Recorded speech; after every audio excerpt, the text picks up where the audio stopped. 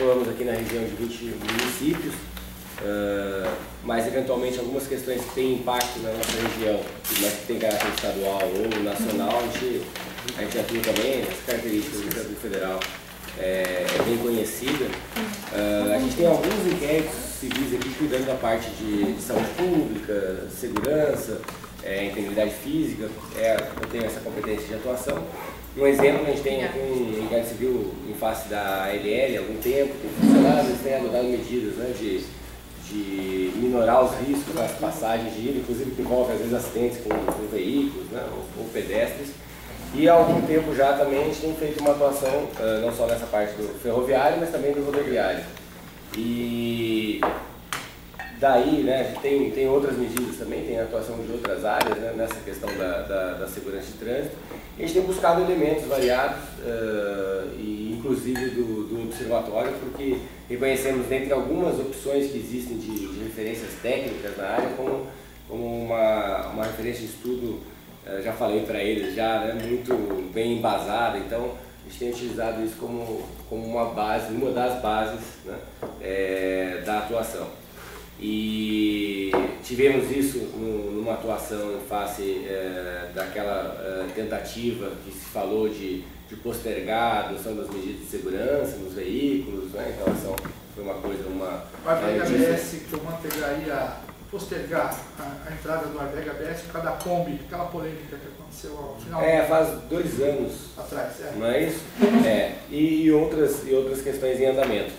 Então, o que eu quero conversar com os senhores é aqui ter uma noção, né, das medidas, seja em face da legislação, seja em face de outros parâmetros técnicos que os senhores estão adotando, né, para a gente verificar aí qual é o melhor estado da técnica, as melhores providências que a gente tem para assegurar a segurança. Sei que é do interesse dos senhores, né, de prestar, desenvolver uma boa atividade econômica com segurança também, porque né, isso é característico do setor, né? Então sei que a gente, no fundo, a gente quer a mesma coisa.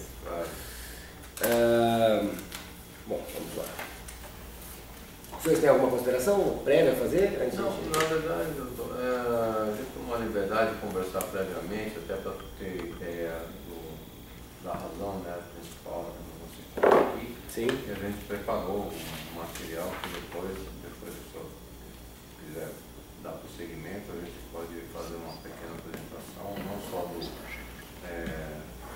motivo principal, né, do nosso encontro, mas também um material complementar do que a associação, através dos associados, estão atuando, estão fazendo em prol da segurança do também. Inclusive, mais recentemente, nem está nesse material, porque o governo do estado ainda não lançou, né, mas o governador Alckmin tem um projeto que deve lançar mais daqui a 1 ou 2 semanas. Nós tivemos no lançamento desse projeto, né, lançamento simbólico, né, desse projeto com ele e esse equipe, mas agora ontem mesmo a gente teve de novo lá no Palácio conversando de como vai acontecer isso, né? A gente está lá apoiando esse projeto e vamos esperar que tenha alguma coisa efetiva, né, nessa área. A gente não sabe ainda o conteúdo da ação. Ainda não sabe. Ainda mais porque o governo do estado pretende lançar isso em 1 ou 2 semanas, segundo a gente teve informação recentemente.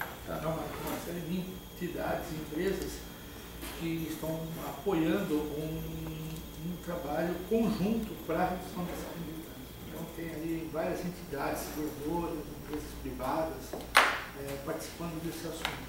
E o observatório, inclusive, deve ser um dos entes aí que vai ajudar naquela parte estatística de informação. Muito interessante. Tá, ótimo. Eu, da minha parte, teria até interesse que vocês fizessem a apresentação dos senhores, porque a gente já parte aí sabendo, né? Então, tomar uma liberdade aqui, a gente trouxe esse material que nós vamos deixar para o senhor, e também, se quiser, tem um pendrive que podemos deixar do mesmo material. Tá ótimo. Então, começando, né, aqui fazendo um breve histórico, um pouquinho de hora, para ficar mais fácil. Aqui estão os nossos associados, né, 98% dos emplacamentos são de marcas associadas ao Brasil, porque a grande maioria está sediada lá em Manaus, na França, certo? Além de motocicleta, nós atuamos também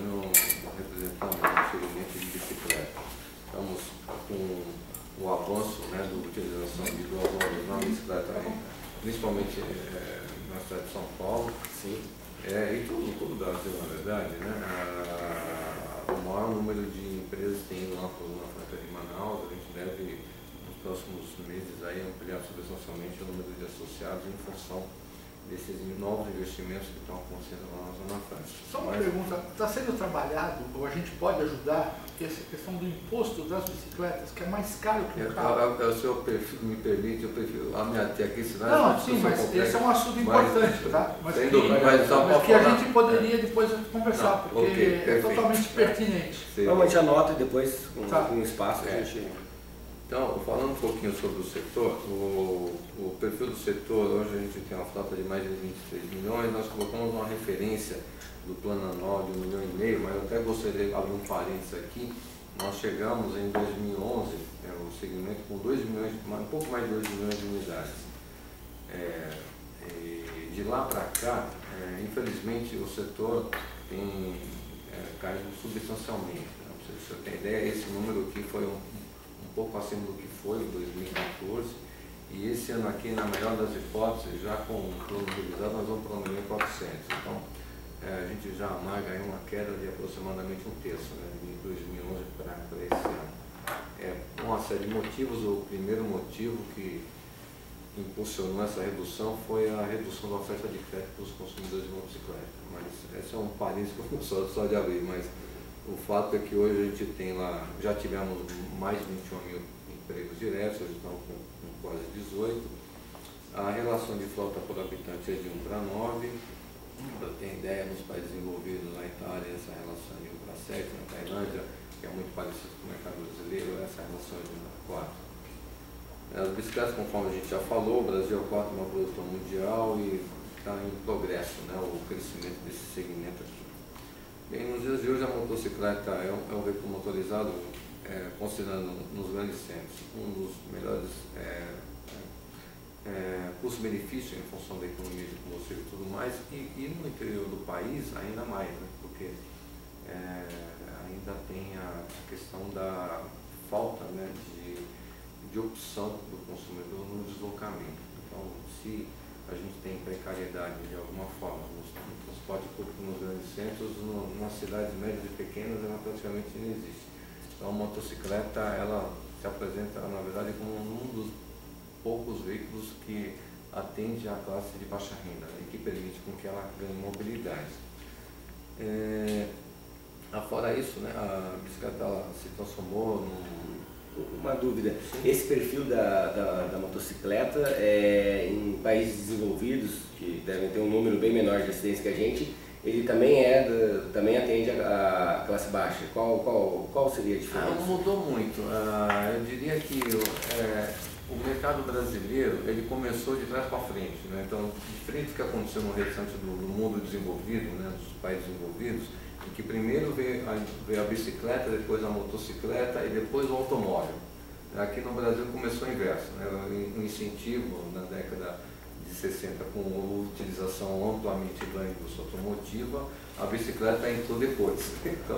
Então primeiro atingiu uma faixa de população com maior poder aquisitivo, né, no caso automóvel, e só depois é que a gente conseguiu, a indústria de motocicleta, atuar Isso se deu fundamentalmente a partir do Plano Real, né, que permitiu um controle inflacionário e trouxe um ganho de renda, né, por conta do controle inflacionário para essa faixa da população que não tinha fôlego, na verdade, para comprar nada, não tinha, na verdade, acesso a crédito. Então isso veio fundamentalmente depois dos meados dos anos 90, que foi o período que a gente experimentou todo esse crescimento.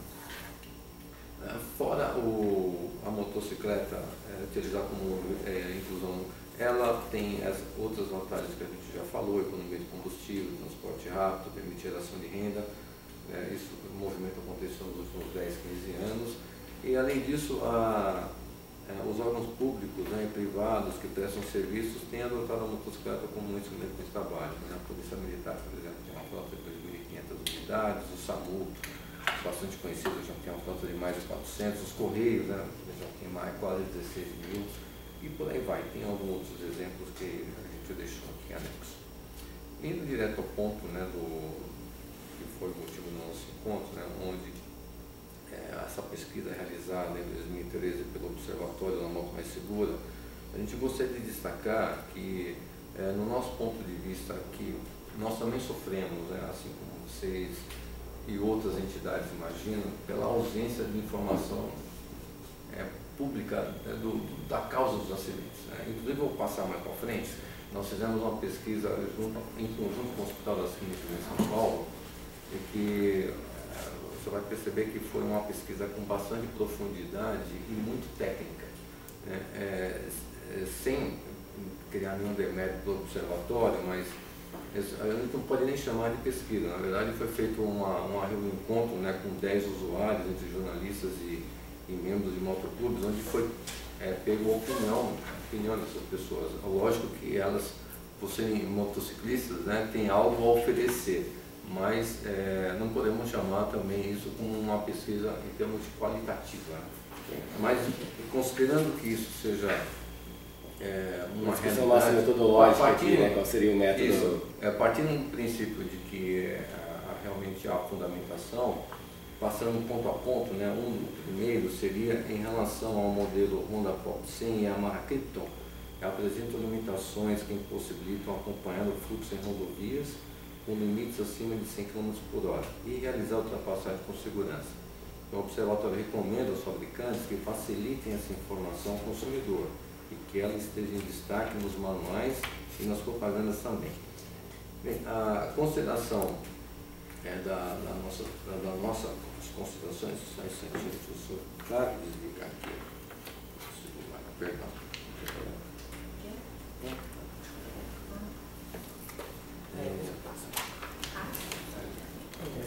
Obrigado. Só uma observação, saiu uma entrevista, inclusive eu peguei hoje. Só uma observação.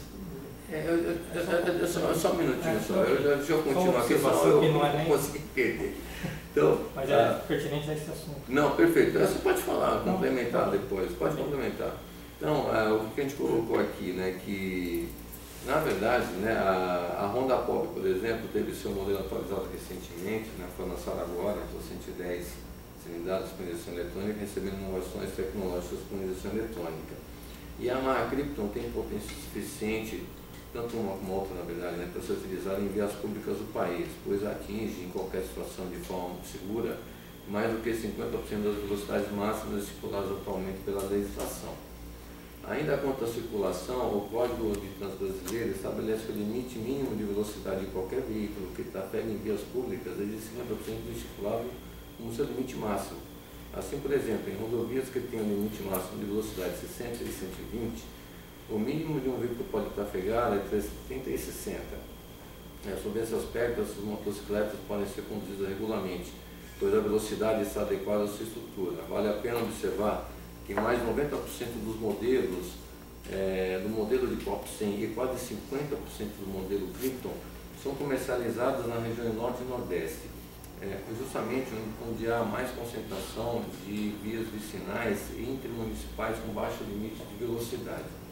Os cuidados da preservação de segurança não decorrem apenas do veículo, mas principalmente da forma como é conduzido.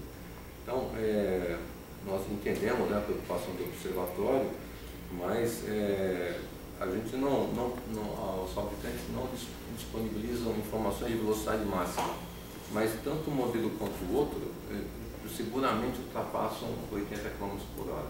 Então nós entendemos que são produtos que há outros produtos mais adequados para se andar em autoestradas, em estradas que velocidade máxima é 120, 110, mas que, pilotado corretamente, esses dois modelos atendem não só a legislação, mas tem um nível de segurança adequado para transitar até mesmo numa estrada cuja velocidade máxima é de 120, lembrando, né, que existem limitações por faixa de velocidade e também dos outros veículos, principalmente os veículos de carga mais pesada. Então, acho que é alguma coisa que a gente gostaria que fosse considerado. Okay? Outro aspecto está ligado à iluminação. Normalmente as motos da Yamaha apresentam a possibilidade de ter o farol e a lanterna desligados enquanto a moto está em movimento. Porém, a assessoria do fabricante, isso aqui é considerações do observatório. Tá. Porém, a assessoria do fabricante já nos informou que essa falha foi corrigida em 2013. Um ponto de atenção comum nas motos avaliadas é a falta de indicação quando existe qualquer lâmpada queimada. O observatório recomenda que seja estudada a possibilidade do piloto, ao ligar a moto, seja avisado se alguma lâmpada está queimada. Então, quais são as nossas considerações? Não se trata de falha, e sim de um dispositivo de acionamento liga e desliga, presente em apenas um dos modelos da linha de produtos do fabricante. Além do mais, isso não desobriga o condutor de manter o farol aceso durante sua condução, pois a exigência expressa do Código de Trânsito Brasileiro é passível de atuação. Os cuidados que o proprietário deve ter em relação à manutenção estão registrados no manual do veículo. Caso seja específico da iluminação, a recomendação expressa é que se faça uma inspeção visual antes de sair com a motocicleta. Ao contrário dos veículos maiores e fechados, a motocicleta tem farol, lanterna, indicadores de direção facilmente ao alcance da vista do condutor, permitindo uma rápida verificação. Nesse contexto, um indicador de lâmpada queimada é desnecessário. Repare que no caso dos automóveis, esse dispositivo só aparece em modelos de alto luxo.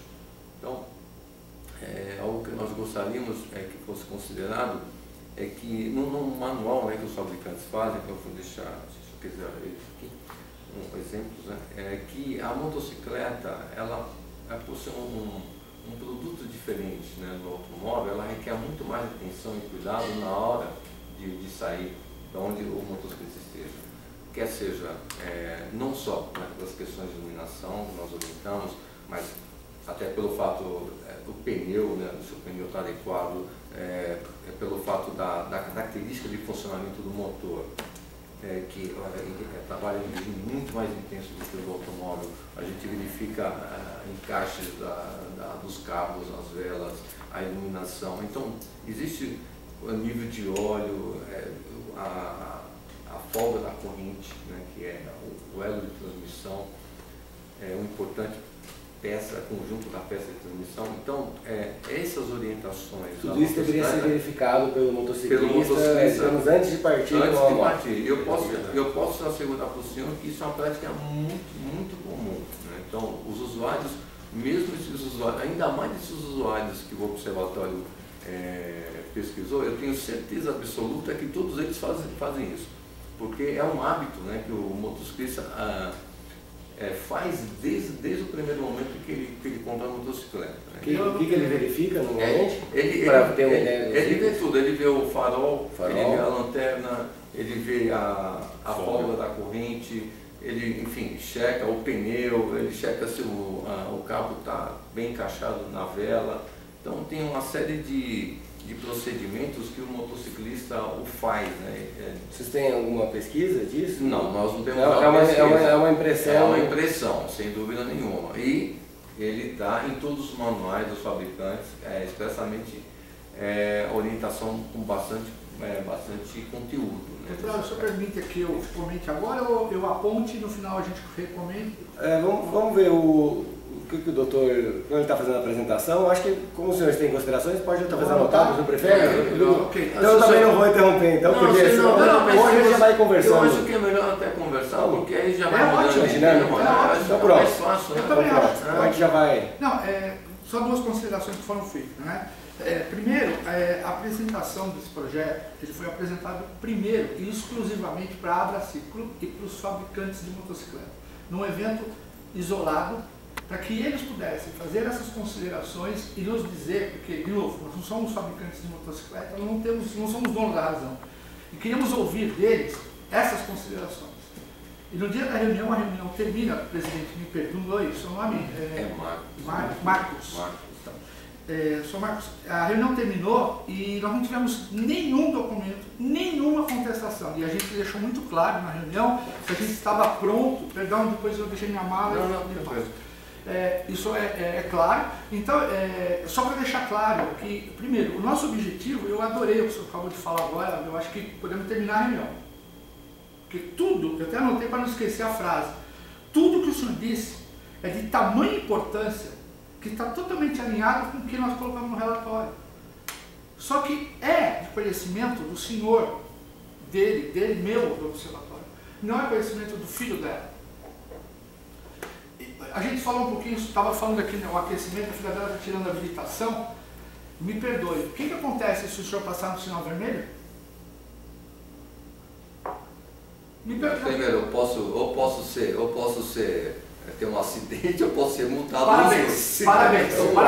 Isso que é o importante. O senhor é uma pessoa esclarecida e falou, eu posso sofrer um acidente. 99% da população fala, eu vou ser multado. O óbvio nesse país, infelizmente, para essa população que está lá no Norte e no Nordeste, principalmente, que é a grande massa que consome o nosso produto, que é um produto que a gente, e a testemunha aqui, nós somos uma das poucas entidades que defende a motocicleta em todos os eventos. Nós não precisamos botar fogo na floresta para acabar com o coelhinho. Nosso relatório que nós estamos publicando agora, doutor... Você lembra de uma conversa, desculpa eu interromper, mas eu lembro daquela do corredor, da passagem do corredor. Que eu falo, era isso que o pessoal falava que não deveria passar e nós falava falamos não, senão perde a característica da motocicleta. A culpa, a responsabilidade é do motociclista estar em alta velocidade. Tentaram fazer uma matéria ontem de velocidade nas marginais, não conseguiram fazer, porque ele não estava em alta velocidade, porque a marginal é devagar. Em todo o material do observatório sai assim, ó. Esse documento é igualzinho do Ministério da Saúde, só que do Ministério da Saúde é assim, 51% das internações dos acidentes de motocicletas. O observatório não escreve isso. O observatório escreve 51% das internações dos acidentes são de motociclistas. Então, só para a gente não se perder, só para não se perder, é como eu queria, se eu pudesse fazer um comentário só do top da parte da iluminação. Porque senão a gente não vou terminar. Tá, mas só mais um comentário sobre a questão dos motociclistas, que o senhor falou que esses têm amplo conhecimento. Se o senhor ler o nosso relatório com carinho, nós pegamos 10 motociclistas de idades diferentes, tempo de habilitação diferente, formação acadêmica diferente, idade diferente. Justamente para ter a pluralidade dessa informação. Nós não pegamos jornalistas só, não pegamos motoboys só. Então é importante saber esses detalhes que são importantes. Nós procuramos dar essa diversidade na coleta da informação. Okay. Tá? Obrigado. Okay. Então, em relação à transmissão, né, na consideração do observatório, os modelos Honda Civic 150, 125, Bis 125, Pop 100 e a marca T115 apresentaram maior impregnação de detritos quando em circulação por vias não pavimentadas, o que exige maior cuidado quanto à manutenção preventiva do sistema de transmissão. É importante salientar que nem todos os pilotos tocam todo o conjunto da transmissão, que é o conjunto de coroa com pinhão e corrente. É a catraca da frente, a de trás e a corrente. Eu não sei se você é motociclista, mas Já fui. Então você sabe do que eu estou falando.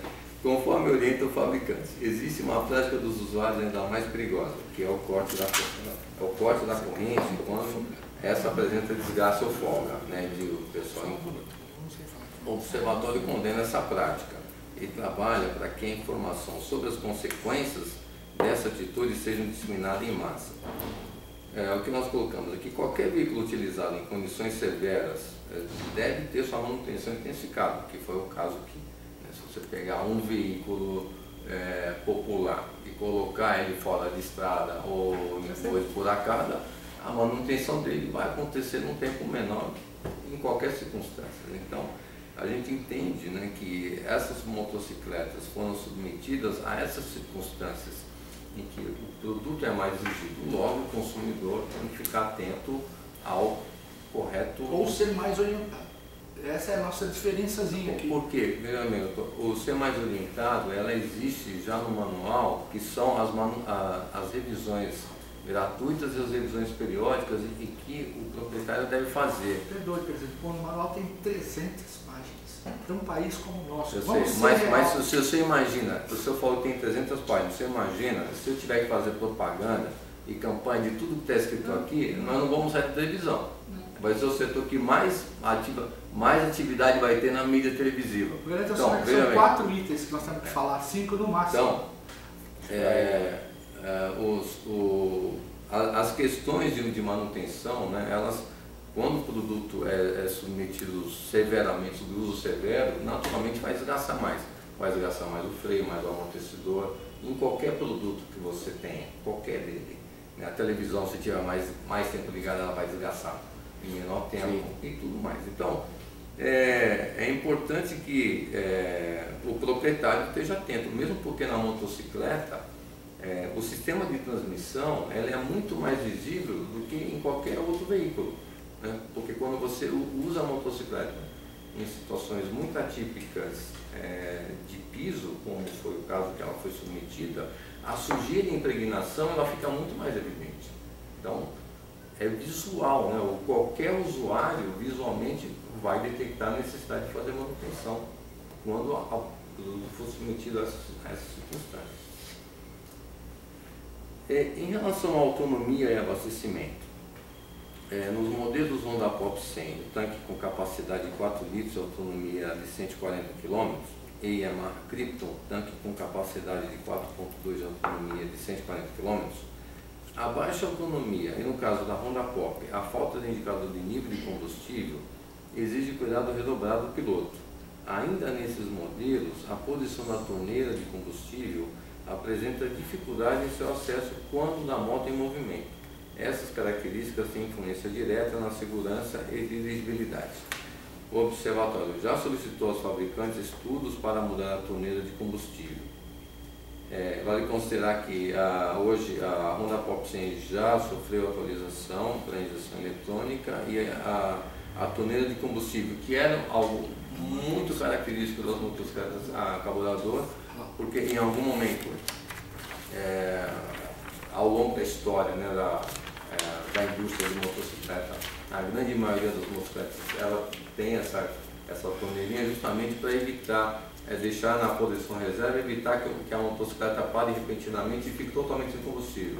Então, lógico que com o passar do tempo, as nossas tecnologias foram avançando, foi possível inserir o marcador de combustível, o buoy de combustível, e principalmente com o advento da injeção eletrônica, automaticamente as motocicletas foram sendo atualizadas e essa chavinha de combustível automaticamente foi se aposentando, né? Então, nós acreditamos, dentro da estratégia, evidentemente, de cada marca, né? Eu não posso falar aqui pelas marcas, mas eu acredito que no máximo em um ano, a grande maioria das motocicletas, algumas marcas até já está 100%, né? Já nem tem mais. O caso da Honda, estou falando qual o trabalho, eu sei disso porque eu estou lá, mas essa é da última, deve ter mais uma que vai sofrer atualização, então isso com o tempo tende a se extinguir.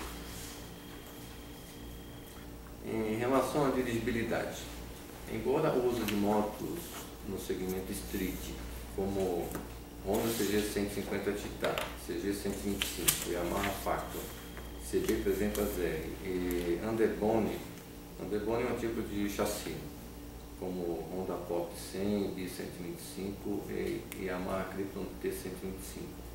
Em estradas de terra seja comum, essas motos sejam comuns, né? Trata-se de um fator de risco por conta da falta de aderência dos pneus. Os modelos saem de fábrica com pneus destinados ao uso em vias asfaltadas e sua utilização em estradas de terra, sobretudo na estação de chuvas, exige um ponto de atenção do condutor. Os sulcos não são capazes de drenar a água ou garantir a aderência do terreno. Os modelos Honda XR 300 e a NXR Bro 150 de uso misto on-off-road apresentam uma maior altura em relação ao solo e o curso de suspensão e sistema de freio demonstram ser mais adequados para transitar na maioria dos terrenos. As nossas considerações, como se observa, os modelos em referência estão adequados para o uso do qual foram projetados, que é o uso no asfalto. Agora, existem na linha de muitas das marcas produtos específicos para uso off-road ou de piso que exige mais a motocicleta. Nesse caso, o consumidor tem a opção de escolha de compra em que tipo de terreno ele quer utilizar a motocicleta, ele compra a motocicleta que ele julgar ser mais adequado. Agora, nós não podemos ser responsabilizados se um cliente comprar uma CG 150 ou 125 e vai utilizar ela no off-road, ou vai utilizar na terra, ou vai utilizar no barro. E se o fizer, é uma motocicleta on, né? É a mesma coisa que você pegar uma Ferrari e resolver fazer off-road. No fim do off-road, você só vai ter os carros dela. Então, Mas a Ferrari, presidente, você não consegue colocar. A moto você consegue. Então, é só um alerta. De novo, está em linha com o que nós falamos. Alertar melhor o consumidor, só isso. Não, mas aí, eu fui a uma Ferrari do extremo, né? Lógico, eu fui até irônico. Mas os carros off-road nossos, nenhum anda qualquer carro nacional, popular, ou até mesmo aquele que não seja, o carro que a empresa que eu trabalho fabrica, então você pega um Honda Civic e você for andar no off-road, ou andar numa pista de lama, o meu carro que você não vai andar. Terra, você não vai andar. Qualquer carro próximo, as montadoras hoje, aquele com a rodinha atrás, aquele estilo, não roda na terra, a gente sabe disso. Eu sei, então, mas certamente terá dificuldade. Então, sem dúvida. Aqui acho que é uma opção do consumidor, porque ele tem do line-up dos produtos que os fabricantes oferecem. Duas questões. A primeira, esses modelos de entrada, né, vamos dizer, ou mais simples, ou esses que a gente está falando, eles têm modelos de valor equivalente que tem essas características do off-road, digamos? Nós temos aqui, claro, similar aos modelos CG, nós temos uma versão, tanto a Honda como a Yamaha que está presente aqui também, tem modelos on-off equivalentes à mesma motorização, tanto 125 como 150, eventualmente possa ter diferenciação de preço, ser um pouquinho mais caro em função de suspensão, de pneu e tudo mais, mas fundamentalmente eles estão na mesma categoria. Um pouco mais caro, assim, percentual de preço, será? Eu não sei te precisar agora, mas a gente pode entregar a tabela de preço dos fabricantes para que possa ter uma referência disso, para não tudo bem, aqui, não tem problema. E evitar depois eu me contradizer, mas eu posso assegurar que a diferença ela não é significativa. Eu poderia contribuir com uma informação que acho que vai ser relevante nesse caso. Nós pegamos, importante, as 10 motocicletas mais vendidas, que equivalem a quantos por cento do mercado na ocasião. Hoje já deve ter mudado até os modelos, já fazem 2 anos, né? Ótima essa notícia da torneirinha, fantástico. Vocês entendem que nós não falamos besteira, nós falamos em caminho. Quantos por cento essas 10 motocicletas representavam? São todas de baixa, né? Cilindrada? Não, são as 10 motos mais vendidas. Entramos no mercado, nas revistas especializadas em moto, na FenaBrave, e levantamos quais são as motos mais vendidas. Essas daí que foram pensadas foram as 10 mais vendidas. Elas representavam ou representam quanto do mercado? Representavam na época, meu número que me chegou, eu não sei se nem se consta do nosso relatório, acho que consta, mais de 75% do mercado. Ou estou equivocado? É provável que seja em torno disso. Isso é relevante, porque nós não estamos falando de diversificação, estamos falando da concentração que o consumidor compra. E um ponto que me veio à mente, né, foi exatamente assim, o doutor colocou o fato de, dentre as várias características da motocicleta, uma delas é essa que ela realmente, na parte do campo, né, na parte onde as pessoas, né, têm esse trânsito em locais onde não são atendidos, cidades menores, né, eventualmente talvez áreas não tão urbanizadas e não tão asfaltadas, a motocicleta exerce um papel central, né?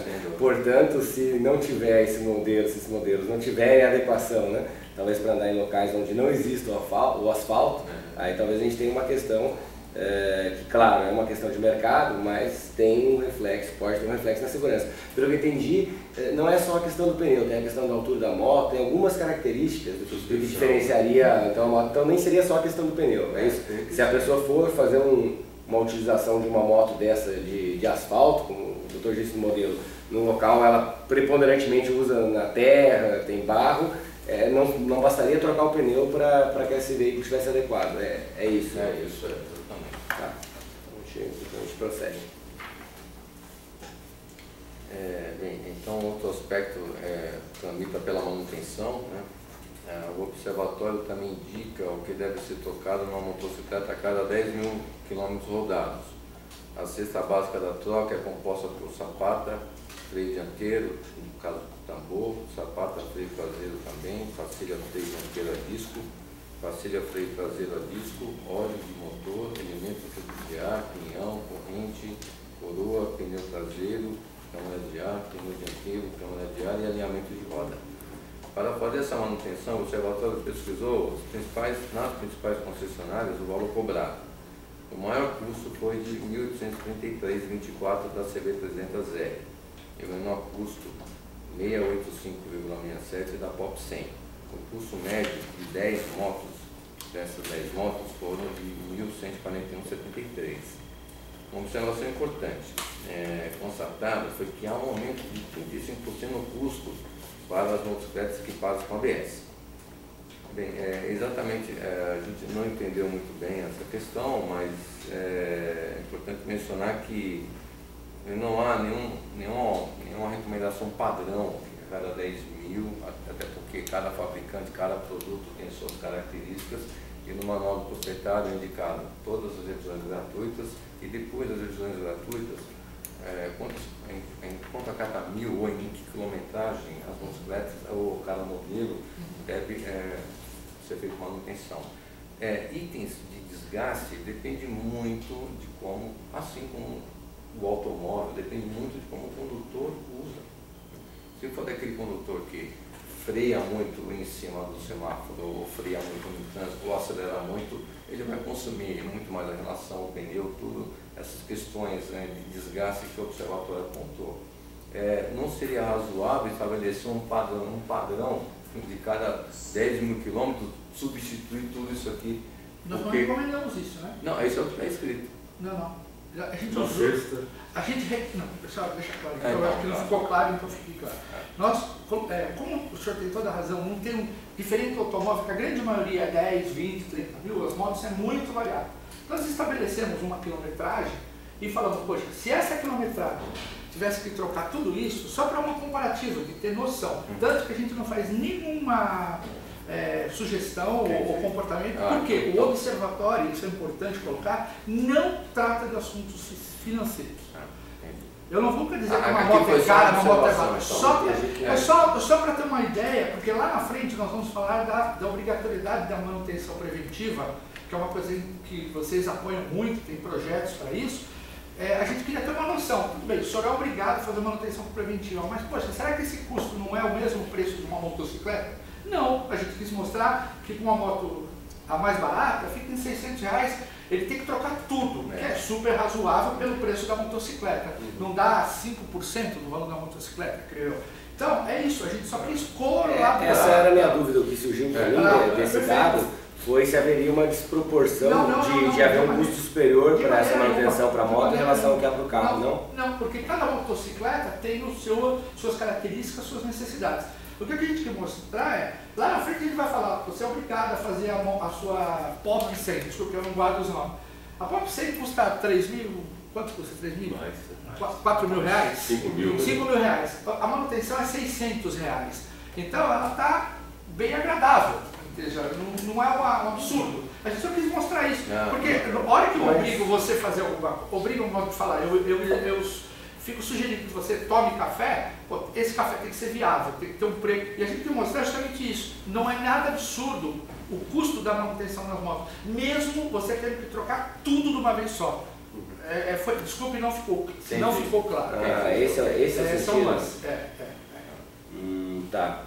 Porque na proporção eu examinaria, digamos de 5 mil, né? A gente está trabalhando com números aqui, estimativas, de 5 mil reais, 600 reais, né, dá mais de... 11%. Então 11%. Isso num veículo, a pessoa não paga nem de perto, ela paga isso numa manutenção, né? Então nesse caso ela estaria bem superior. Mas é raro, isso eu concordo com o que eles colocaram, e talvez uma falha na nossa colocação, que de novo eu reforço, que poderia ter sido ajustado lá atrás, porque antes da gente levar esse relatório publicamente e encaminhar as entidades, como o senhor recebeu uma cópia, a imprensa, a gente deu o direito que a gente fazer esses ajustes, que não foram feitos.